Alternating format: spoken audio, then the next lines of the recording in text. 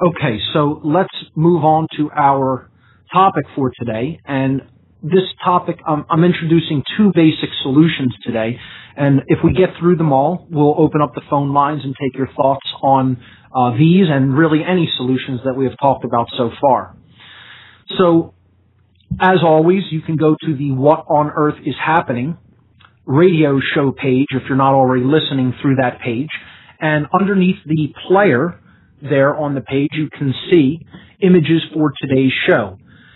Now, we've looked at image number 1, which was the Free Your Mind 2 poster. And by the way, let me just say this. If anyone wants to do any promotion for the Free Your Mind conference on your own, you just download these posters, print them out.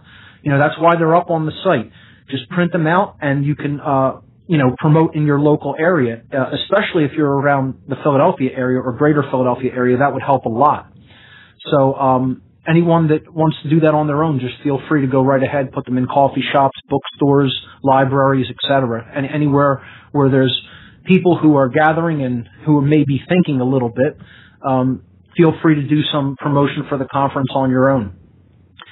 So image number 2 is the entire solutions section, which I call the way out. And image number 3 is simply the grassroots solutions for real, positive, and lasting change, which we've been talking about on the show for several weeks. I have 10 basic solutions that I list in the solutions section. We've already covered, I believe, 8 of them, or 7 of them, and we're going to be covering 2 of the last 3 today. I'm skipping over the use of entheogens in a conscious context because I want to dedicate a little bit more time to that topic, and also more likely than not have some guests come on the show to talk about that topic as well. So that's going to be coming up in future What on Earth is Happening shows dealing with solutions. Today, of course, we're going to be talking about the power of true positive thinking, which is different than the concept of positive thinking as put forward in the New Age movement. So we're going to talk about what that really is, and then, of course, we're going to talk about the responsibility that each one of us has to use the power of our voice to teach others. Once we have understood what is really taking place around us, that is not the end. That is the beginning. And it is the beginning of us taking full grasp of our responsibility to go out and bring that message of awareness and freedom to other people, whether they're ready to hear it or not. So these are the 2 topics I'm going to touch on today, but let me give the call-in number before I even jump in so people can get in the queue. Hopefully there will be time for calls in the last hour of the second hour of the show. So the call-in number for the show today is 866-841-1065. Once again, the call-in number, 866-841-1065. So let's jump in with positive thinking and what this really means. What is this all about? You hear that a lot, stay positive, think positive, don't get down on things. And whether people can hear it in my voice or not, I am not always the best at following this knowledge of remaining in a positive mental attitude. I find myself slipping out of this mode constantly, and a lot of times it does seem hopeless to me. So, again, knowing the path and walking the path are 2 different things. This is one I struggle with the most and still do. I said this even before in my presentations on the videos on my website, and I have not really fully been able to conquer that in myself, and that no one is perfect. Everyone is still growing and struggling in their own ways, and this is one that I struggle with the most. I know that my mental attitude should be improved and better. I try to be a realist as well and look at things from a realistic perspective, but at the same time, what the true meaning of positive thinking is about is not this New Age notion that if we only focus on the positive, that's what we'll get, and we'll be keeping the negative away from us if we never talk about it. Please do not interpret what I'm saying as that. Nothing could be farther from the truth. This is a New Age deception as far as I'm concerned, and it is put out there by the dark occultists. And many well-meaning people have accepted it and grafted onto it and are teaching false information as far as I'm concerned. When you ignore the negative, as far as I'm concerned, you're going to get more of it because you're not addressing the causal factors that led to that negative manifestation. So to ignore something is the worst thing that you could possibly do. To address it and be realistic about what caused it is the best thing that you can do. To try to learn the causative factor, the causative agents that led to that particular manifestation that you do not want is what you do need to be doing. So to address the dark aspect and to address the shadow side of things is one of the most important things if any solution could possibly be worked out. That doesn't mean you dwell on it and let it consume you and let it take over your entire mindset and poison you with negative energy because you know the true nature of how negative things really are right now in our world. The aspect of positive thinking I'm trying to explain to people is, and again, I can't tell you I'm perfect at this because I'm most certainly not. Again, I have the understanding, but perhaps have not developed wisdom in this aspect yet, and I'll be the first to admit it. Because putting it into direct practice in one's life and keeping it there is what wisdom is all about. While I understand the power of this solution, I may not be the person who applies it in one's life the best, or maybe not even that well at all. So I'm being directly honest about that. Okay? So, and this has been more true recently than at any other time in the past for me, especially with things, technologically falling apart on me. Maybe that was, to really think about what I'm going to be saying here and being honest about it and talk about it a little bit more, because I don't want to get up here and tell people that everything is going to be fine. That's the last thing you're going to hear from me. There is a possibility for things to work out, and there's also a possibility for things to go to hell. What's going to determine that outcome is what kind of willpower we put behind our desire to see a particular manifestation happen. And I think I do that very effectively. I have willpower and I employ it. As far as maintaining a positive mental attitude throughout that process, that's a different story. Because you can easily take a look around and see how bad the situation is. I think everybody who listens to this show and is even partially aware of what's going on in our world can acknowledge that. Things are not good. Things are not where we want them to be. The world is in darkness and ignorance. But in the respect that I'm talking about true positive thinking, it doesn't mean you don't look at that negativity. It means that you look at it and you try to make an honest assessment of it. And then you try to employ your willpower to change that situation by using the power of your voice and your knowledge to bring that to other people in as wide of a way as it is within your power to do it. And never stopping and giving up doing that. And what you're really thinking positive about is your own ability. It's faith in oneself, which if you really know what your capabilities are and you know the self, it's not even a matter of faith. It's a matter of knowing what your capabilities are, knowing what your limitations are, and then using them to their fullest extent and employing constant effort, constant willpower behind that, and never giving up, regardless of what the outcome looks like, regardless of how dark and dreary the future may look. You're going to do it anyway. You're going to continue to do that, make that effort, and employ that will, regardless of what the outcome is going to be. I'm not going to stop doing this no matter what the outcome is, in some form or fashion. I constantly think about just completely giving up because, it's not having an impact, it's not having an effort. I don't care whether it is or not. How about that? It doesn't matter. I'm going to do what I know is right, regardless of what kind of an outcome or an effect it has. It doesn't make a difference. I know what the truth is. I'm going to speak that until the day I die. And that's it. That's the kind of willpower that it's going to take to get out of our current mess that we've worked ourselves into. So the power of true positive thinking has nothing to do with refusal to look at what makes you uncomfortable, as proposed by the New Age movement. They say that's going to draw more of that to you, and that's utter nonsense. You know, looking at a potential destructive energy coming toward you and then making yourself aware of what that is and then taking the necessary measures and precautionary steps to perhaps strengthen yourself and insulate yourself from the damage that that's going to cause is true intelligence. It has absolutely nothing to do with drawing that to you. That has come from mind controllers that want people not to understand what's really going on in the world. Because what's going on in the world is very negative. And they don't want people to look into it because they don't want people to understand the causal factors involved in the problem.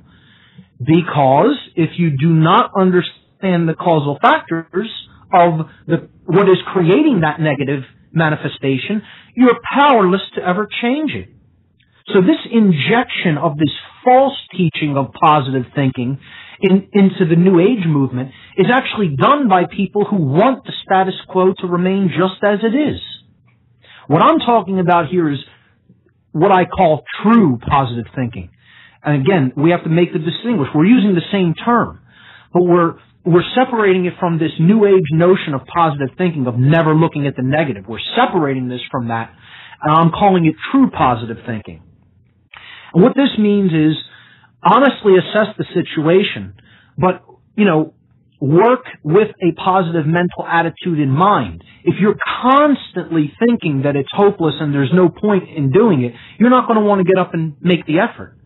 You can't just sit there and say, well, it's an impossibility. It may look like it may not be willed into existence right now from where we're at. I'll be the first to admit that. But that doesn't mean I think that it's not possible. See, and this is where we have to make a clear distinguishment between can and will. And true positive thinking, in the sense that I'm talking about, engages the can part of it. Your actions then engage the will part of it. The thinking part is about what is possible. And then your actions, you're working with what you have to work with to attempt to will that into existence. So let me see if I can put this in a little bit of a clearer way.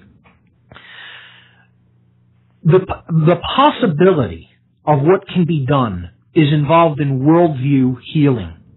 If someone is of the attitude that it's impossible, okay, you can never create change. It isn't even possible. That capability doesn't exist. Things are the way they are, have always been, are now, and always will be, just as they are. You hear this from so many people who you try to explain about what's going on. And even if they admit to some of the negative, they're like, well, it's just always been like that, and you're not going to change it, and neither am I. This is part of the argument that I hear for people saying, why do you even bother to do what you're doing? Why do you even take up 1 millisecond of your day attempting to explain anything to anybody, because it's never going to change anything? They believe it cannot be changed. See, now this is real negative thinking. To actually have gone so far into a dark worldview that your entire mental attitude is that change is completely impossible. It is not even possible to change anything. In that aspect, people who have accepted that dark and poisonous worldview, I say to them, well, what you've just basically accepted is that you're in hell and you deserve to be there, and there's no possibility for you to ever get out of that torture. And they're okay with that usually. They usually don't even offer an argument to that, because ultimately the same kind of person who is in this negative, poisoned worldview that believes that change is impossible is the same kind of person who ultimately hates themselves and is in a state of extreme self-loathing, and somewhere in their subconscious mind they feel they deserve what they have. They feel they deserve the enslavement that they have and should continue to experience it. And an even darker part of their worldview is they actually believe and have accepted deep in their subconscious is that so should everybody else continue to experience this suffering.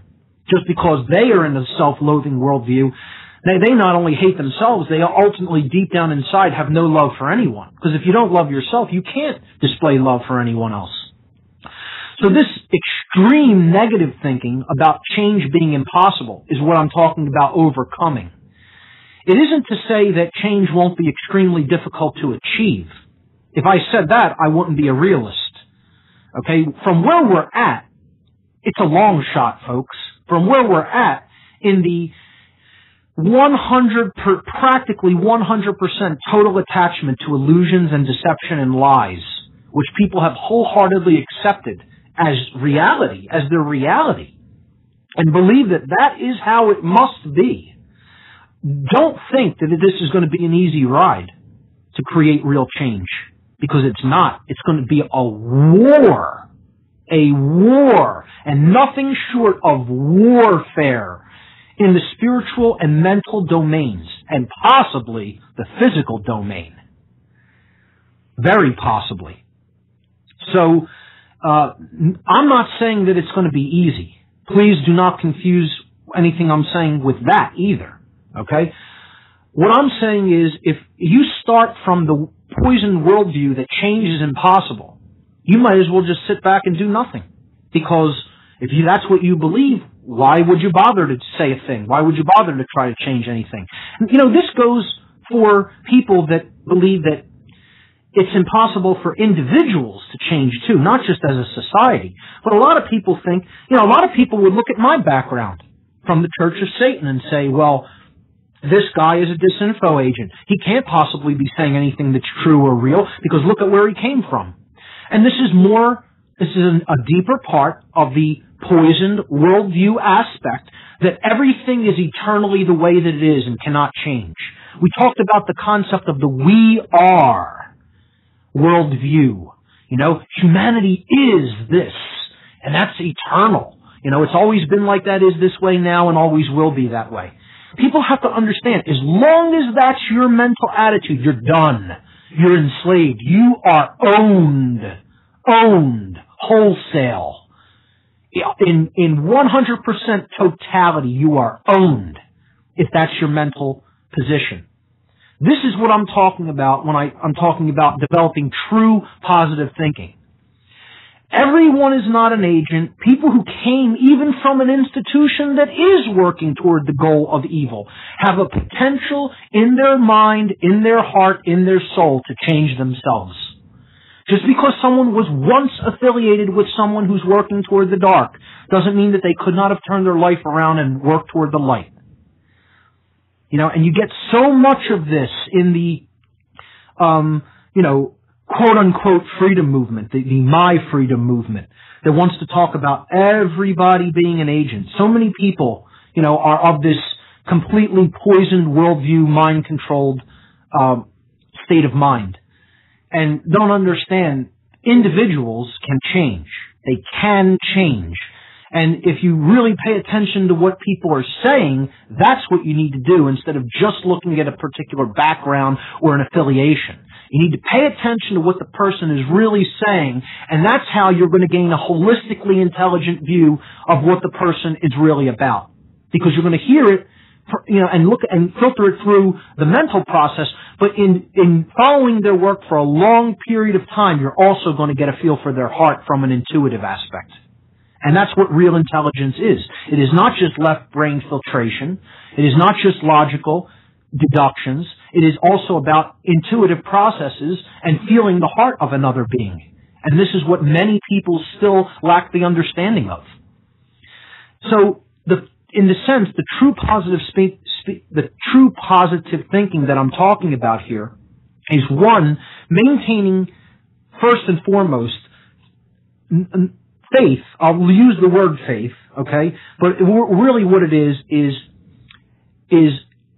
deep introspective knowing of what your own capabilities are and being honest with yourself. An honest self-assessment, let's call it that, with your capabilities, resources, knowledge, etc. And continuously maintaining an attitude of, I can do this work. I can go out there and help to affect change in others. I believe that is possible. That's what we're talking about when I'm using faith in this connotation. If I didn't believe that was possible, that's a positive belief. That's a true belief. It isn't believing in something you can't prove. I can prove I have the will to go on and forge forward, regardless of what, the current situation may look like. That's belief in oneself. And that's what I'm talking about here as part of true positive thinking. That's that glass being half full aspect. Well, okay, most of the world is in darkness, but I'm not in darkness. That's where you're looking at the glass being half full, that perspective. And I am capable of helping to affect change in others with the power of my voice and putting forward my knowledge and understanding out there freely for other people. That's what I'm talking about when I'm talking about true positive thinking. It's faith in oneself, an honest self-assessment of one's capabilities, and then it's willpower and courage to go out and put that out into the world. It's believing that change is possible for other people in addition to yourself. You have to know that change is possible, then you have to embody that change, then you have to go out with the attitude, I also believe others can make this change. It is possible for them because it was possible for me. Nothing is eternal. There is no such thing as eternal programming, that it has to be that way. Whenever I hear, well, it's always been that way and it has to be that way. Why? Why would anything have to be an eternal way? Except natural law. Natural law has nothing to do with man's choices. Okay? Man has free will to choose how he will be, as long as he's not violating natural law. So you have free will to choose how you will be, but not without consequence. This is part of what understanding natural law comes down to. You have to understand you can change yourself. What you can't choose through your free will is to attempt to break natural law without consequence. There's going to be consequences if that's what you want to turn your free will toward doing.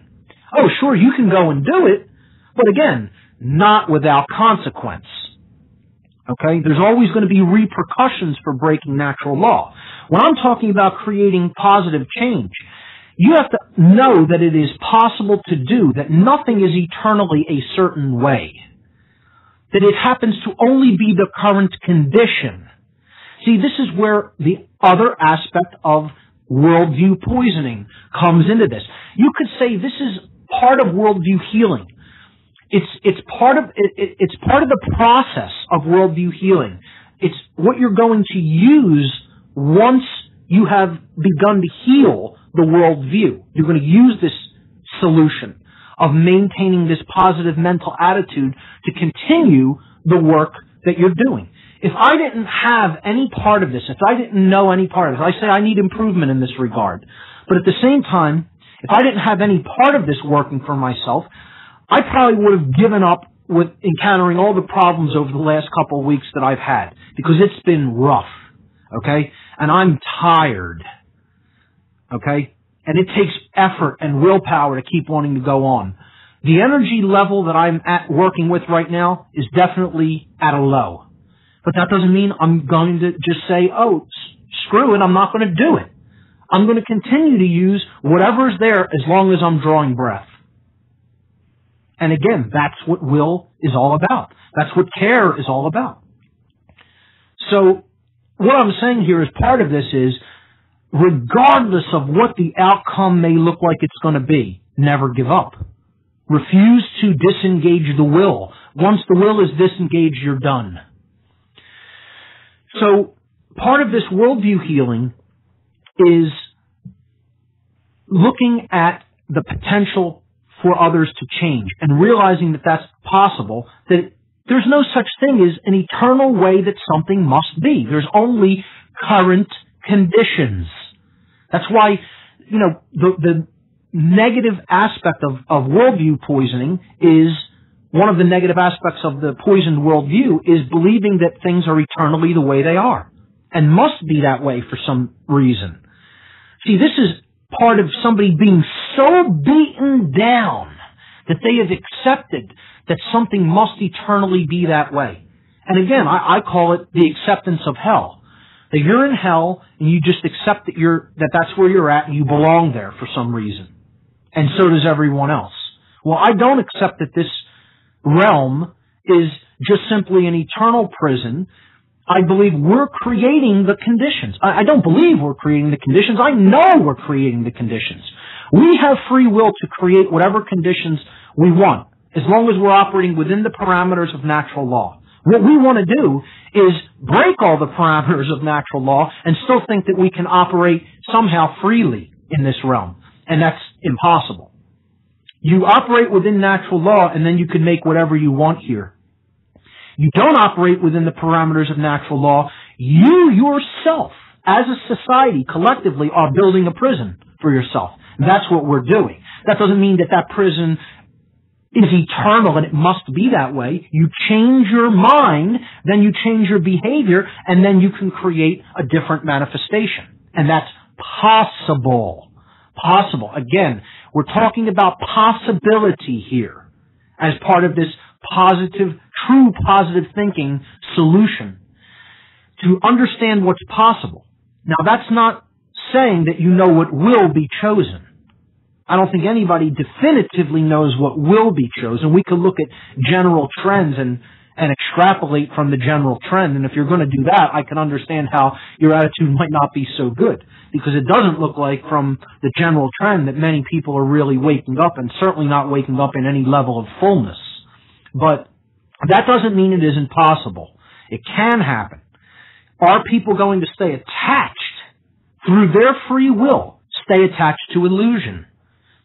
See, that's what we have a free will to do. We have a free will to engage in reality and therefore learn about natural law and prosper and create any manifestation we so desire. Or we can continue to stay in illusion, to use our free will to stay engaged in things that absolutely aren't true and are based in lies, deception, misunderstanding, and complete falsehood. And then we're going to continue to generate, through our thoughts, emotions, and actions, ultimately, we're going to generate a prison of our own design. And we're going to stay there for as long as we continue to engage in that illusion. The difference here is, in what I'm talking about true positive thinking, is knowing that that's always created by us and is never an eternal quality of the universe or an eternal, law of creation that must remain that way. It is not natural law that this place is a prison. It is the current condition that this place is a prison because we made it like that. And that's, as far as I'm concerned, the most positive thing that you could ever know, come to a full understanding of. Because that means that you're not being tortured eternally just for the hell of it, just for the sake of it, just for the hell of it, pun intended, okay? We're all collectively creating this manifested outcome because most of us are in the mental state of wanting to stay in that illusion because it's comfortable there. And that's not something that can't be changed. It is something that can be changed. But people have to provide a support system for that level of change, to help someone to acquire intelligence, to help someone to revivify their care, because their care is largely dead. And we have to resurrect care to bring it back out of the tomb that it is in. Bring somebody's heart back to life so that they start caring about what is going on. And ultimately to resurrect right action in the world. But that's not going to be done if people continuously believe that they're going to, that change is impossible. And that this idea of we are this way eternally and it must be this way eternally. I almost don't even want to hear that coming out of people's mouth unless it's connected to natural law. When it comes to natural law, you can say it is this way eternally. And you're making an accurate statement. You can make a blanket statement if you have the fundamentals of natural law understood properly and say, it is this way eternally. See, this is what goes back, I've alluded to it on past shows. There's a prayer in the Christian faith, I believe it's called the Prayer of St. Francis, that talks about having the courage or the wisdom to know what is possible to change and what is not possible to change. I don't have the exact words in front of me, but it's like knowing what is possible to change and what's not, and the wisdom to know the difference between those two things. You know, that's very, very powerful knowledge. What can be changed is the current condition because it's based upon our free will choices. What cannot be changed is natural law because that's not made by man. That's not put forward by man. That is a eternal condition of the universe. These are the boundary conditions of the entire universe that we're living in.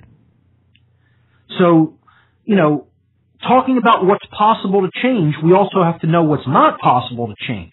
But the human condition is not one of those things that's impossible to change. It's just exceedingly difficult to change it because of the level of comfort, of attachment to illusion that humanity has worked itself in. So to many it can seem impossible, but it is not. The reason they think it's impossible is they think that not enough people can ever develop that will. And again, here's where will can and will diverge. Okay? We have to also understand that this is a matter of willpower to create change. Alright? And knowing that we have to assist in the development of that willpower. We have to be like strength trainers, you know, like people who help people in a gym. The people who know the truth, you could look at it as their personal trainers, but they're personal trainers for the aspects of consciousness. They're personal trainers to help people come into true intelligence, to help people to develop true care and get out of their apathy. They're trainers to help people develop courage and willpower to then go out and themselves affect change in the world and become a change agent. So that's a difficult job. It's the most difficult job. That's why so few people really want to get engaged in it and stay engaged in it. You have a lot of people that want to skirt the periphery of this and say a few things to a few people, and then, when they encounter some resistance and I don't want to hear it, then they just back off. And that's going back to sleep, folks. That's what that is. That's just going right back to sleep. Alright? Because if you're not actively continuing to attempt to influence change, there's no power in your actions. You knowing is practically meaningless. It's not meaningless, but I say practically meaningless, because if you don't do anything with knowledge and understanding, what's the point of having it? You might as well be one of the ignorant, asleep sheeple, as people call them. The point here is using the will to put forward what you have come to know. And part of the problem is, there's a lot of people who are putting out stuff that isn't true and think that it's their responsibility to put it out there. And they haven't even vetted the material enough. And a lot of these people are, putting out things that are very negative, destructive, and based on complete misinformation as well. And some people are well-intended and believe that they're putting out the truth. Again, the New Age aspect is one of those things.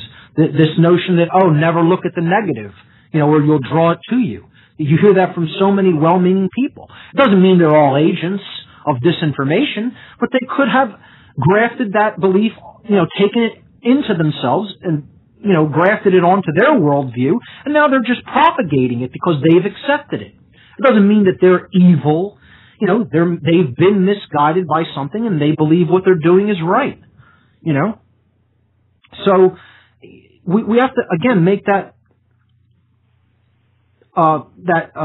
distinguishing between someone who is deliberately and in full knowing putting out bad information, and then someone else who, happen to look at it and say, well, I could get behind that. I could accept that as being true, and is just putting it out there because they think they're going to help somebody else with it, which is true for the majority of the New Age movement. I'm not saying all of those people who put out that info regarding not looking at the negative are evil people, but I guarantee you who originally injected that into the whole movement had a plan in mind and did that by design, knowing that it would get picked up by people with positive intent and propagated.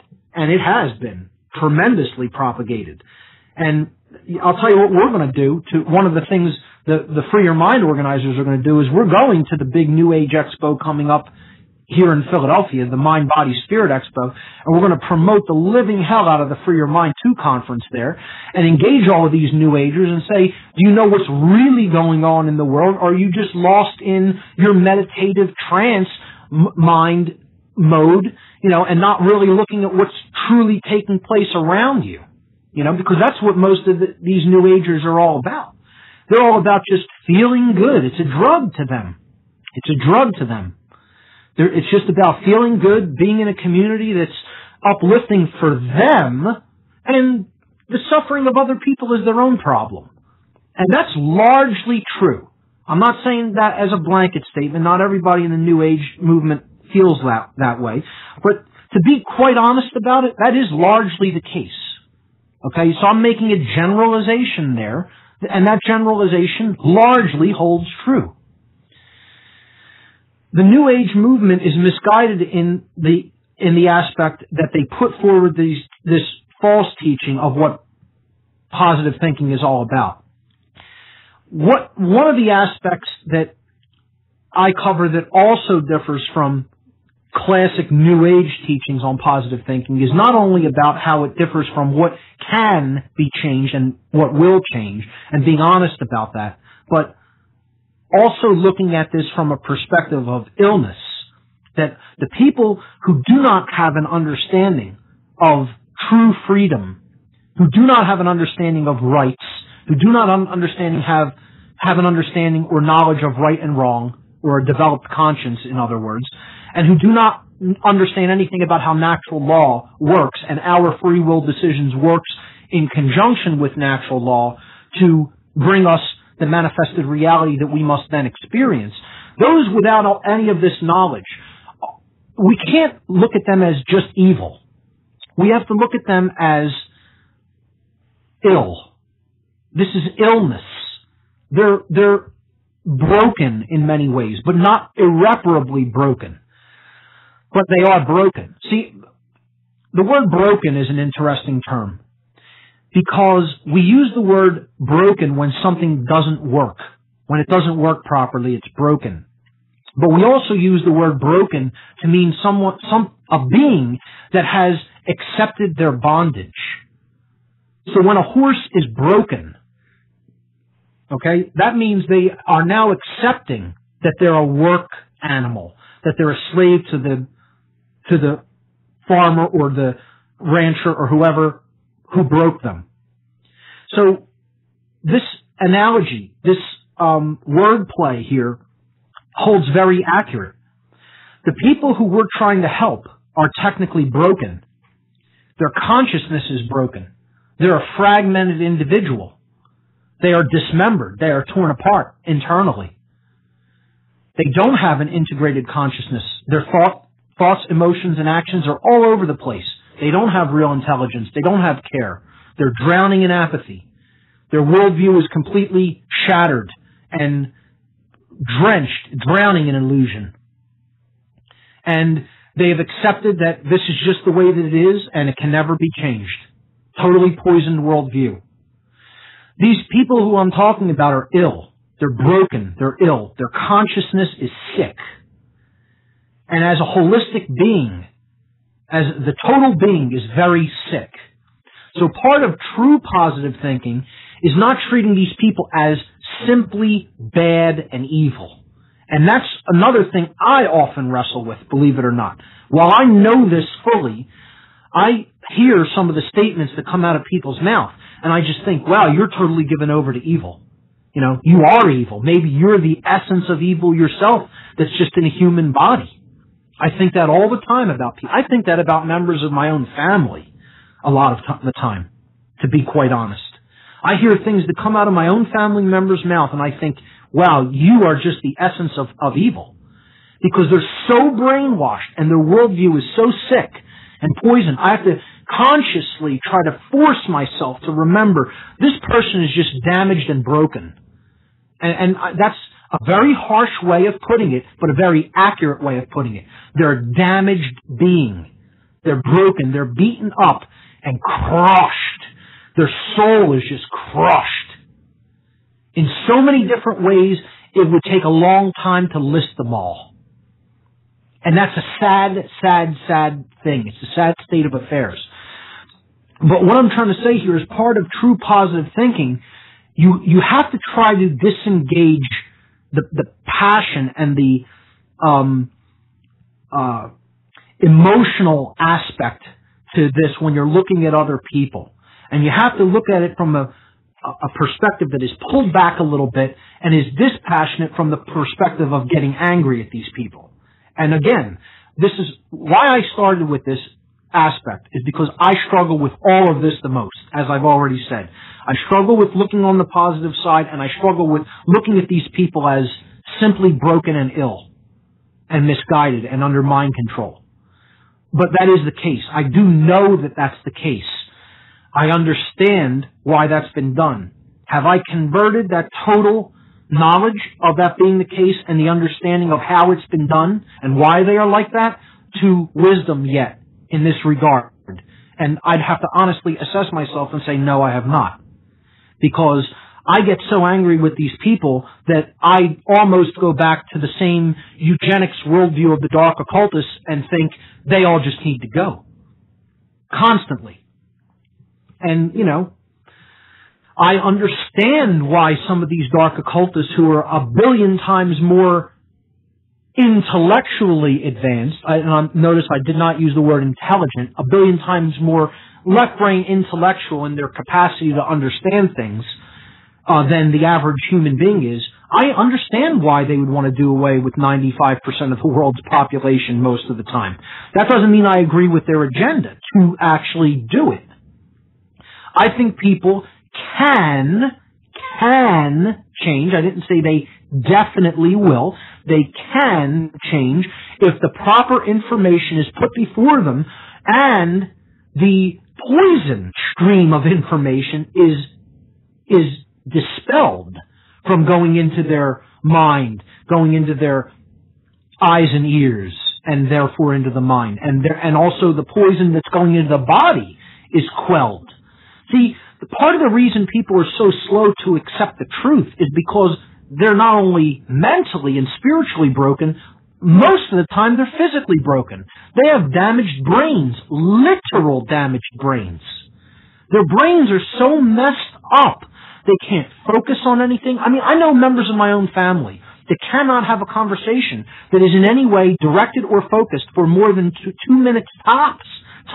And they have to go start looking at things in the physical environment, playing with, some type of physical toy or piece of technology, or go and do an actual behavior or activity someplace. But to sit and talk, which is what we're going to talk about in the second hour, we're going to talk about conversation as being a big part of the solution. To have them sit and engage in anything that requires the mind or thinking about anything in any kind of a deep level for any amount of time, forget it. And that is a sign of brain damage. Physical, literal brain damage. I can't stress that enough. That means that this person has not used the aspects of the brain for attention on any kind of abstract thinking for so long that aspect, that part of the brain is actually atrophied. And if you looked at the brain in an advanced scan, like a SPECT scan or something like that, it would show that the parts of the brain that deal with that level of thinking are not firing. The neurons in that part of the brain have become deadened. And it would require small efforts over long periods of time to constantly go and re-engage that person's brain, to get them, draw them into conversation and hold them there, make them pay attention for a little bit longer and a little bit longer and a little bit longer. You know how hard work that is to do? And people say, oh, that's not your responsibility. Bullshit. That's what I say back to that. It is your responsibility to do that if you know the truth. It is. See, I should just drop names here in saying some people in the actual New Age community, quote unquote. I'm not going to even do that. I've talked to people personally at book signings and lectures and things like that, and asked them about this. Well, once you come to understand the truth, shouldn't we be developing methodologies of engagement for other people who are still asleep? After all, they're affecting everybody else's freedom. They're affecting the state of affairs. And I've heard back from some of these people sitting there signing books and getting thousands of dollars to make appearances, multiple thousands of dollars to make appearances. Oh, that's not our responsibility. We only need to concern ourselves with ourselves. And once again, I call bullshit on that, okay? Because that is not what it is all about. It is not about just you knowing and changing yourself and then saying, I'm okay, so screw everybody else. And anybody out there in the New Age movement that's putting that out there is a deceiver. It is about using that knowledge in full responsibility to take it to others to help them to affect the change of themselves as well.